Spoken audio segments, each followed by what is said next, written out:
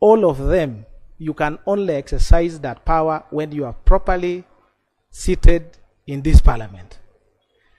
If, for example, I require you, Madam Speaker, to approve a trip for me to go abroad, that power you'll exercise in your chambers and using the powers provided in the Administration of Parliaments Act.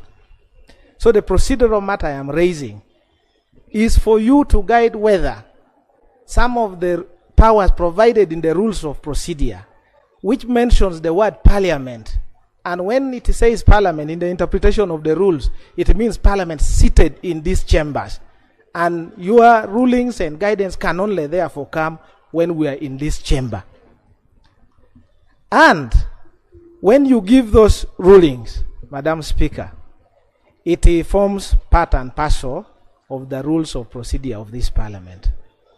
So the procedural matter I'm requesting from you is, if you have already made a decision that the powers provided that you should make a decision from this house can be exercised in your chambers, then why do we members of parliament be invited to come and sit in this chamber? Because, for example, if you are processing a bill, whether you, the speaker, you like the bill or not, you must come and make the decision here. But if now the powers in the rules can be exercised in the chambers, then there is no business for MPs to come and sit here. The speaker, you can exercise that and say, on issue A, I have replaced parliament and this is my decision. So the procedural matter that I want you, Madam Speaker, to reflect on and guide this house, so that the members of parliament, including myself, I can come and I know I am coming to parliament to represent the people of Erute South, and that privilege cannot be impeached. Whether the speaker likes or not, cannot be impeached. In relation to that, I will receive information later, Madam Speaker, is that there are so many decisions on motions, private members' bills, statements that have not seen the light of this house, and yet it should properly first be received and the decision made from this house. There are bills, there are statements, and so many others provided in the rules of procedure. Wouldn't it be now right for you to guide that either we disregard the set rules and we replace it with, I don't know, personal statements that you will be issuing every day, Madam Speaker, before the sitting, and say in today's sitting, these are the rules that I have set as the Speaker of Parliament? Wouldn't it proceed right to have that? Thank you so much for raising a general concern, and we will give you guidance on that at an appropriate time. Yes, Honorable Ledger. Thank you, Right Honorable Speaker. I want just some clarification from on this matter. Right Honorable Speaker, looking at the definition of the word speaker on our rules of procedure, the speaker means the Speaker of Parliament and includes the Deputy Speaker. That's the definition of our rules of procedure. Yesterday, the Deputy Speaker made a ruling on the matter. I don't know whether it requires or the matter which the Honorable Sechikubo and team had brought. And I guess that is what is referring to. I guess that's what is referring to. So is it in procedural right with this definition to demand that to be repeated here? Honorable members, don't drag Jonathan. Honorable members, I don't want anybody to drag Jonathan anywhere. I now open the debate for the report. Jessica.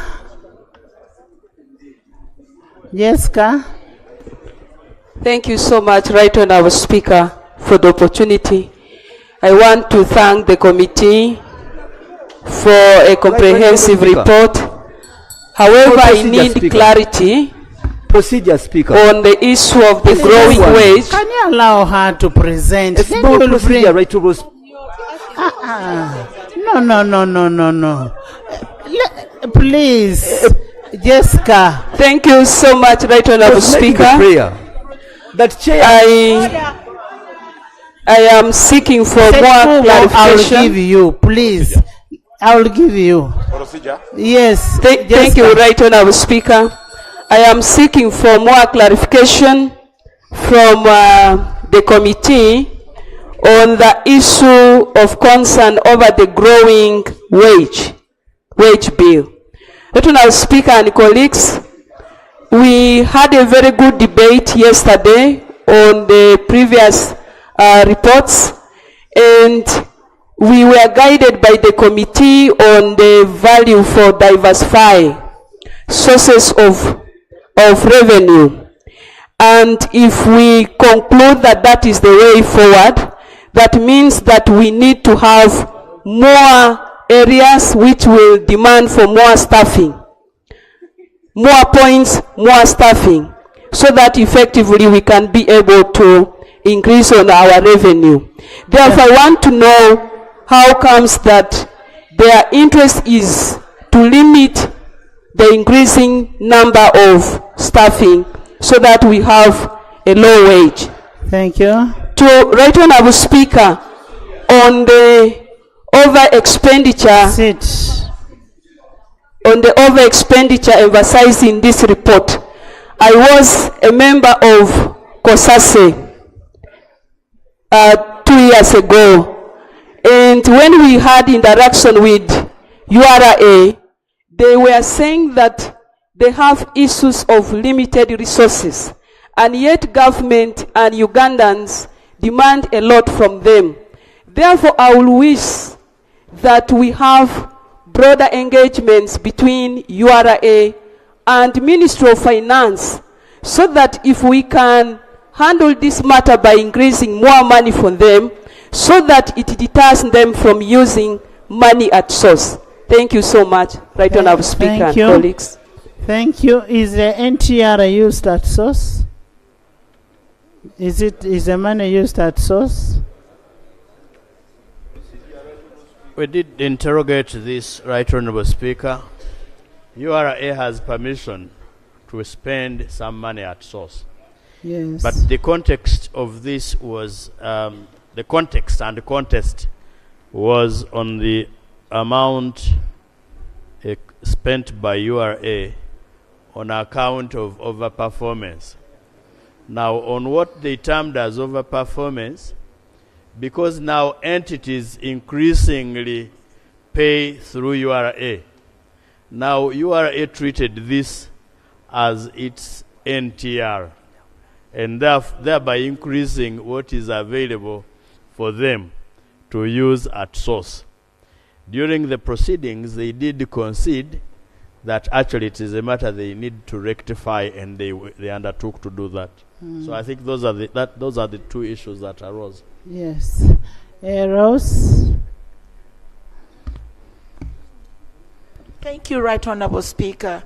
Right Honorable Speaker, yesterday there were a lot of discrepancies on the issue of spending money at source.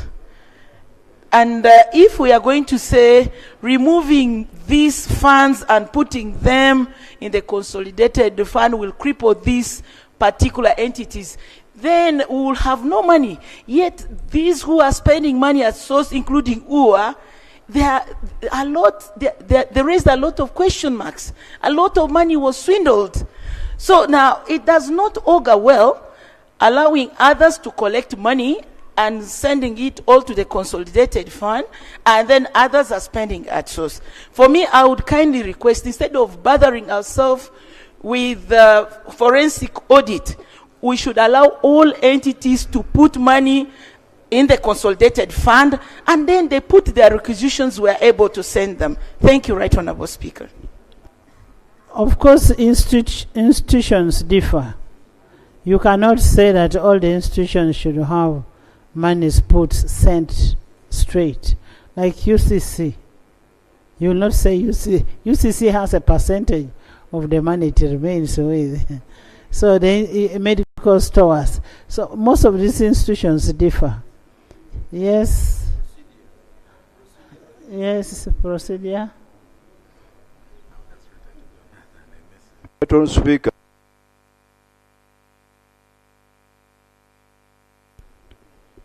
It is conventional in this House and Commonwealth practice that the front bench, that side, is a prison for ministers. Are we proceeding right by Honorable Sechikubo and Honorable Arion to occupy space and keep Honorable Mbadi and Honorable Gwaga the other side at the periphery? Are we proceeding well, right, Honorable Speaker? Honorable member, we are having a free sitting. Honorable, any other item on Geoffrey? Thank you, Madam Speaker. Madam Speaker, I just want to make still comment on the issue of overspending by URA, and I think let me restrict myself to URA. I think the idea that some of these institutions will be able to spend at source is meant to facilitate their activities. But then I was wondering if we still continue to notice that there's a over expenditure beyond what is required. Want it